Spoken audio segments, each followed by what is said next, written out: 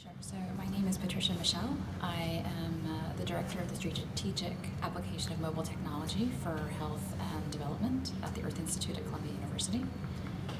And most of my work is focused in on mobile health and telemedicine, particularly in Africa, but then also in Asia and Latin America.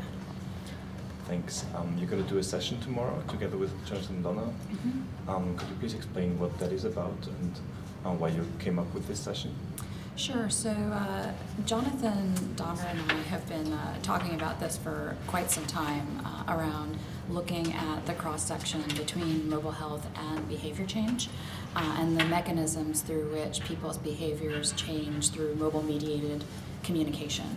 And so it's an area where a lot of people talk and there's a great deal of activity, but there are very few evaluations that have really assessed the impact and the causal pathways between the use of mobile technology and changing behavior. So we're very excited. We've pulled together 11 of the top practitioners and researchers in this area to come together and to share their work and their thoughts in this particular forum. Okay, great. So you're actually from the area of health, you say, Mm-hmm. and now you're contributing a lot to ICT4D. How did that happen? What were your interests in this specific field? Sure. So I started out in international health, and while I was working in East Africa, encountered many situations in which having some form of technology and or communication or facilitated communication would have been very useful in the case of mobilizing emergency transport for pregnant women in complicated deliveries and those sorts of things. So I took some time off from public health and actually worked for a .com in New York.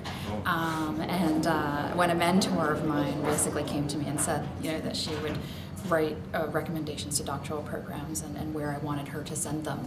And at the time, a lot of the technology for development discussions were around the digital divide and the internet, but nobody was really looking at mobile phones. And so because I was a public health person, I really wanted to take a look at how mobile phones could be used for public health in low income settings. Okay, thank you very much for the interview. I wish you enjoy the conference. Great.